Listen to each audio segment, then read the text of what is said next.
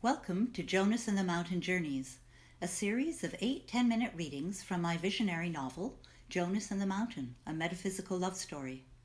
I'm your host, author Janis Harper. In this segment, Press Pause with Anamika, I'll be reading in Anamika's voice from the chapters where she is giving her teachings and offering activities to her students as a way to bring her teachings home. You'll discover ways to engage with your own body's healing, your past lives, your relationships, and other intriguing areas of self-exploration. In this 5th episode, You and Your Other Lives, I'll read from chapter 12. Anamika talks about reincarnation here, and how all of your lives really exist simultaneously, and some in other dimensions. She calls these incarnations, or expressions of your greater self, partner selves, and invites you to tap into a partner self through a short creative writing activity. If you choose to participate, all you need is pen and paper or a keyboard. Press pause in your day, in your life, and listen into yourself. There are worlds waiting to be discovered.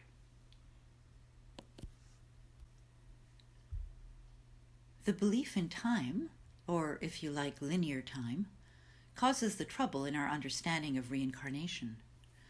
The prefix re means again. Reincarnate is to incarnate again. Again implies a before and after, a line of moments extending backwards and forwards, like a line of ants moving across the wall. Everything is here and now. You exist now only.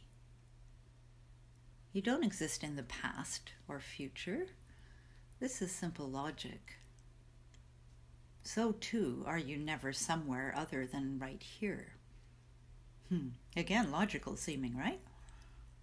And also paradoxical, like all truths are when words are used to express them, because words are caught in time. Time is an illusion that we all buy into, a convention if you prefer. I know this is difficult to understand, but if you can only catch a glimpse of this, a little whiff, it will be enough. Words, too, are like a line of ants, one following the other, maintaining the illusion of time, of going somewhere. Words also reinforce collective beliefs and assumptions. Language is metaphorical in the same way the physical world is, except language is more obviously malleable. Now, I have spoken before about how you are a microcosm. Each aspect of your personality lives another life, fulfilling and exploring potentials that you have chosen not to in this life. These different lives exist all at once, simultaneously, and they are all a part of your whole self. Look at your hand. Your hand includes your fingers. You can't tell exactly where your finger ends and your hand begins. They are all one entity, and yet each finger moves separately on its own, has its own function, but they exist all together. Think of each finger as another life, separate, moving on its own, yet part of the same whole self or hand. Now, some lives don't even know the conditions of time and space as you do. They operate in environments quite foreign to you. What you take for granted as facts of life, like time and space, don't even exist elsewhere in other dimensions of being. Facts are only assumptions that are collectively agreed upon. This, of course, is what makes cultures distinct too. They're agreed upon beliefs and assumptions about the world and the way things are, which are seen as facts to the culture's inhabitants, and from which arise customs and mores that reinforce the culture's perspective. Just as the inhabitants of one country may be unaware that there are other countries or cultures that see things very differently, There are vast dimensions of existence that you are mostly unaware of because you too sift reality through the template screen of your assumptions.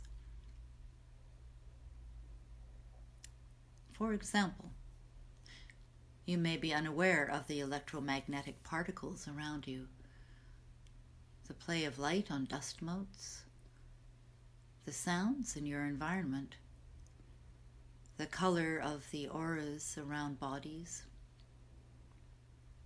All of this is happening right here and now, and each of these has a reality separate to you, yet also shared. So too are your other lives, here and now, separate and shared. Some choose to live more lives than others. Some focus strongly in the physical time-space dimension, while others focus in dimensions not organized in the same way. The interplay of musical notes and harmonics, for example, form as cohesive a context or environment as time and space do for you here. Cool, huh? We may be emotionally moved by music, but in another dimension, it actually moves and shapes matter. We may not make much use of sound's vibrational properties to heal our bodies, though we use sound and music to heal our hearts. If you have an affinity for music, say, you might be able to access this dimension of sound with a shift of focus, a turning of attention away from the physical, and a tuning of the attention to another frequency. You are a microcosm of a vast universe of living, swirling planets. Listen carefully. Can you hear the music of the spheres? Everything exists now. And all of your expressions of yourself, your whole self, exist now. You will not reincarnate. You already have incarnations. And there is constant interplay between them and you. If you are a musician and playing your guitar, the notes that charge the air with sound play in another environment too, though the notes vibrate in a different kind of way. You are huge, multi-dimensional, timeless, and endlessly creative. You are like a multifaceted crystal hanging from the ceiling, turning this way and that, catching the light on one face, then on another. The personality you know as yourself is one face of the crystal. Your partner's selves are other faces. But you, your whole self, is the entire crystal swinging in the air.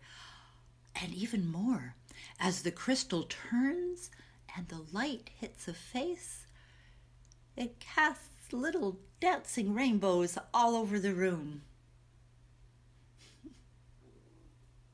It's not hard to tune into your other lives, though some are easier to find than others, like those who share this physical dimension, but are only in different time periods.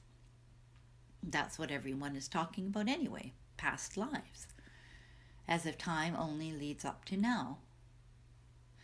As I've mentioned before, you often do connect with your partner selves in your dreams and other moments when you are in an altered state of consciousness, which happens frequently enough, although it usually goes unnoticed. For some, the connection with a partner self can be somewhat valuable. So, here's an activity that will help you connect to a partner self. But I offer it mainly because it will also help you tap into the fullness of your life and how you truly live unbounded by time and space. You'll need a piece of paper and pen or another writing device. Hold your pen loosely in your hand. Keep the paper beneath it or nearby. If you're writing on a keyboard, let your fingers rest very lightly and gently on the keys. Sit any way that feels comfortable. Now, close your eyes and let your thoughts leave your mind. Don't push them out. Just let them go. There is nothing at all that needs your attention right now. Nothing. There's nothing to do. Nothing to remember. Nothing to think about. If a thought enters, tell it you'll deal with it later. Clear a space, a wide, empty, peaceful space. Let's just sit for a while in it quietly. Press pause, time yourself 5 minutes, and come back.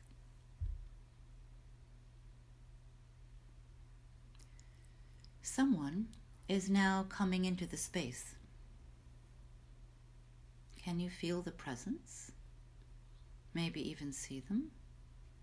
Feel comfortable. There's nothing to fear. In a real way, it's just you. Put your pen on the paper, your fingers more firmly on the keys. Don't think. If a word or image comes, write it down. Just follow it wherever it takes you, one word or image at a time. Don't anticipate. Don't do anything yourself. Don't try.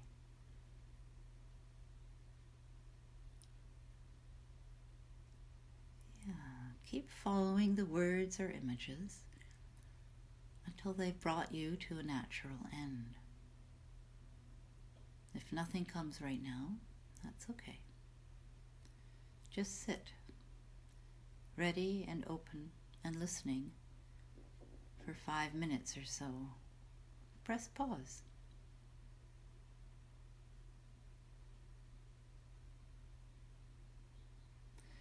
Enjoy your connection with this new part of your greater self, your whole self. And thank you for joining me on Jonas and the Mountain Journeys. I'm your host, Janis Harper, author of the novel Jonas and the Mountain, a Metaphysical Love Story. You've just heard me read from chapter 12, where we learn from Anamika about reincarnation and partner selves. If you'd like to learn more about this, pick up a copy of Jonas and the Mountain, either online or ask for it at your local bookstore. I look forward to sharing the next episode of this journey with you.